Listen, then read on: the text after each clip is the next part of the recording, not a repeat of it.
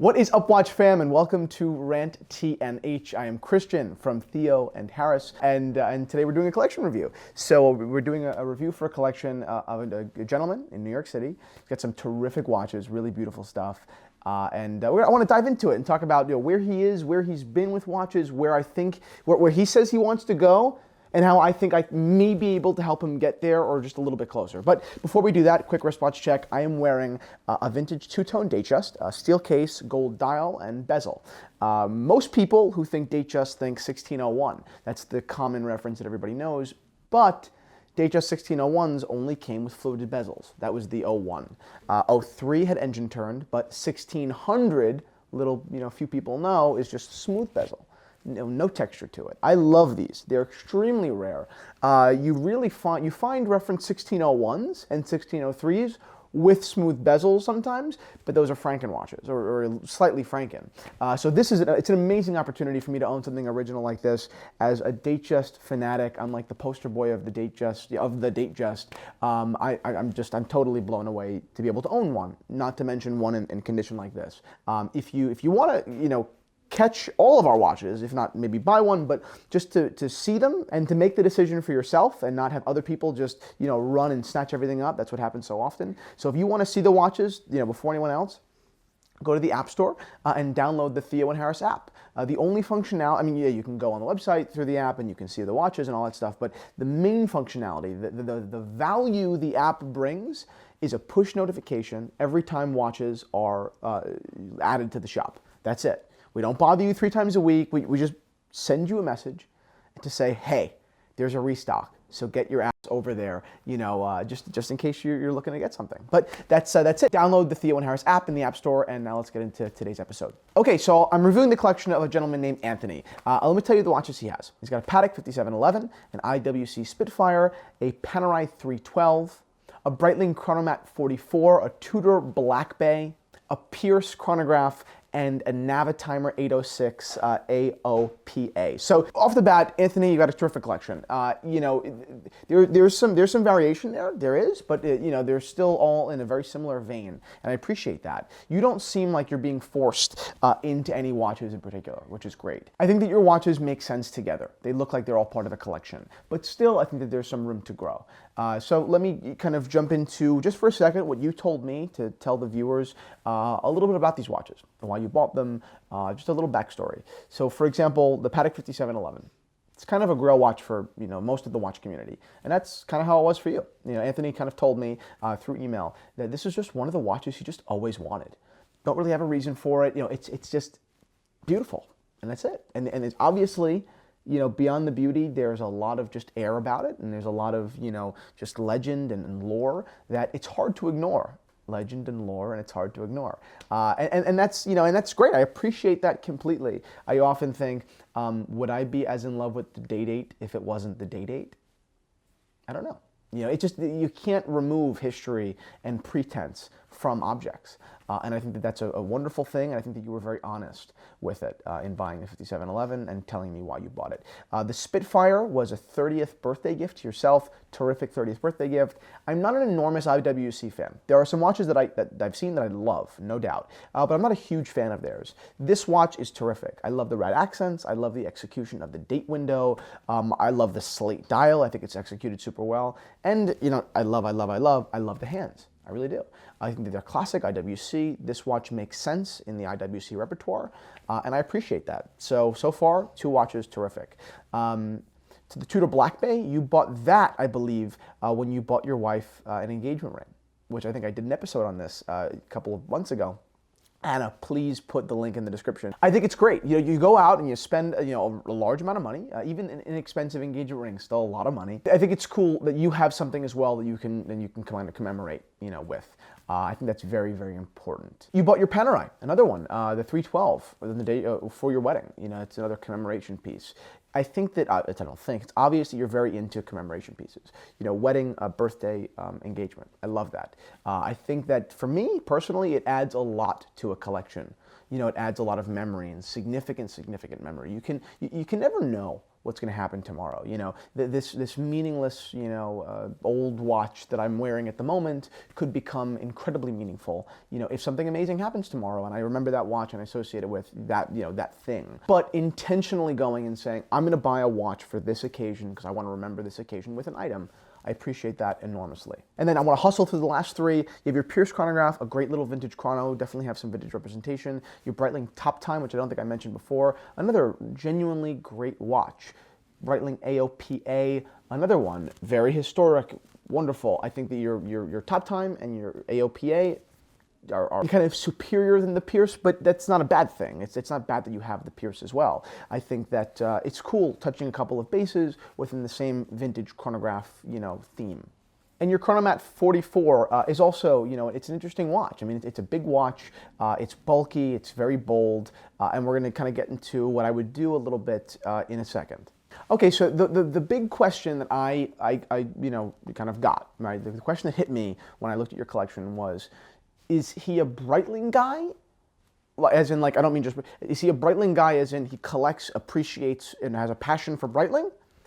I took this because of the AOPA, because of the Chronomat, and because of the Top Time. Or is he a guy that's really into sports watches and has just accumulated a couple of Breitlings?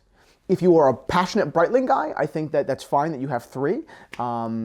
Three separate, separate watches and very separate as far as style. It makes sense. But then the alternative is this, it just so happened to be that I got these watches. And that is kind of what I get a little bit more. I could be wrong. It's just kind of what I'm being hit with. I think that because of your Spitfire and because of your Chronomat, for different reasons. The Chronomat's a cool watch, no doubt, but I don't think that that's a watch that, for example, go on Instagram at WatchFred, someone like that, a genuine Breitling, aficionado, would fall for. It doesn't seem like a watch that would kind of fall in that Breitling passion. I have a passion for vintage Rolex, and my watches kind of make sense. Even the ones that aren't vintage Rolex do kind of make sense, in respect to that passion. You see what I'm trying to say? I just don't think that if the Breitling passion is what driving your collection for Breitling, that you would have the Chronomat. So because of that, I think that you should liquidate a little bit. So interpreting your collection as someone who enjoys sports watches and someone who enjoys a little bit of bling, and which I kind of get that from what's on his radar, which I'll tell you in a second, I think that you should sell the Chronomat, the 44, and possibly either the Top Time or the 806.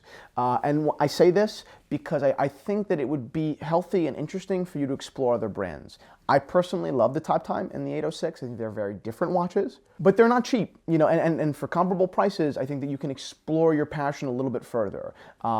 Still, the number one recommendation would be to liquidate your Chronomat.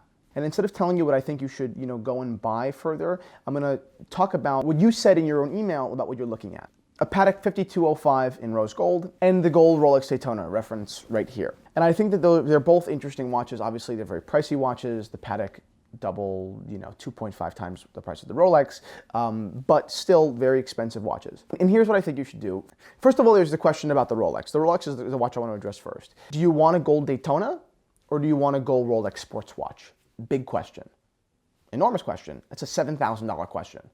Because if your answer is, I kind of actually just want a solid gold Rolex sports watch, 1675 8 Rolex GMT nipple dial, you can fetch it around $13,000. Big difference in price. And you achieve that same level of, wow, this is awesome. I feel badass with a yellow gold Rolex sports watch. I understand you don't want to go date necessarily. You don't want to go, date just. I get that. Or Cellini or King Midas. But I think that would be a wise move. You'd save yourself a lot of money.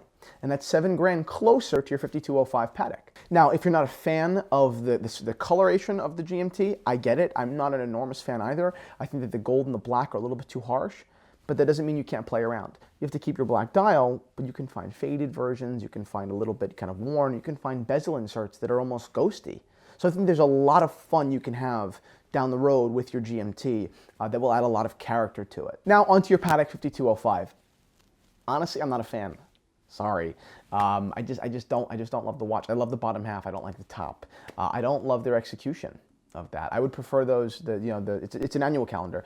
I would prefer the 3 windows in subdials. I just don't love the look of that watch. Apart from that, I think it's gorgeous. 40 millimeters, stunning, black dial, really just, it's a rock star watch. I totally agree. Still, I think that you can do better. If you'd like to stay within the sports vein, and sports vein while dressing it up, I'd go Lang & Zone 1815 or Datograph in yellow or rose, depending on kind of what you want to do. Those are wonderful other alternative options. And I think that given your Spitfire, given your Chronomat, you know, and then given, you know, these sports watches that you so much enjoy, as well as understanding that you like the 5205, this very, you know, dressy, still sporty, but very, very dressy watch, I think the Datograph is a great kind of compromise. Right? Because yes, it has that sports hardcore element, but damn, is it refined. And I think that that would be a beautiful meeting of both those worlds. And frankly, you can get it for less than the 5205. I don't know what they trade for aftermarket, but knowing where Datagraphs and 1815 Chronos trade, you know, I think that you can do it. You can get a Datograph in platinum for like less than 40 grand now. So just think about it like that. So my two recommendations for your on the, you know, radar watches: don't opt for the Daytona if you don't have to. If that's the watch you're only gonna be happy with, of course, go for it. But if you could be happy for $7,000 less, achieving the same thing, do that for sure. As far as the Patek is concerned, explore more. That's it. I'm not, you know, thrusting my opinions on you. I don't think that you should necessarily buy the Longa, but I think it's definitely 100% worth your time to think about. And ultimately, if you really want that ultimate high-end, that complicated Patek or Longa, you even mentioned talking about buying a Zeitwerk, then, you know, and if you can't swing it while keeping your whole collection, I don't think it would be bad to liquidate. You know, it really wouldn't. I mean, your Nautilus is stunning, no doubt. But does the Nautilus achieve anything that, you know, let's say, you know, your Spitfire couldn't? Not necessarily. I love the Nautilus, I do. But if that's 25 grand, you know, that could really make the difference in you getting that Zeitwerk, that's awesome. Of course, it depends on your lifestyle and what you get out of different watches, that's different. But still, being able to really get that ultimate grail, not just a radar piece, but an ultimate grail, I mean, that's pretty cool. You know, and if your only life decision you have to make there is, I have to sell one of my other watches, you're in a pretty good spot. You know, it's a pretty good situation to be in. Overall, Anthony, I think you've got a terrific collection. I do think there's a little bit of work for refinement there and understanding, I think, where you're going. You're doing a very, very good job. I mean, 100%, no doubt. But the natural kind of progression of collecting is that. I mean, is taking years to figure out what it is that you like, which direction you're headed in, how to get there. And with grails like the Daytona, the Zeitwerk, and the 5205, I think that you would be fine liquidating something like the Chronomat 44. Because although a cool watch, it to me seems more like a compromise. So that's it. I hope you enjoyed my thoughts, Anthony. If I was of any help, then I am glad.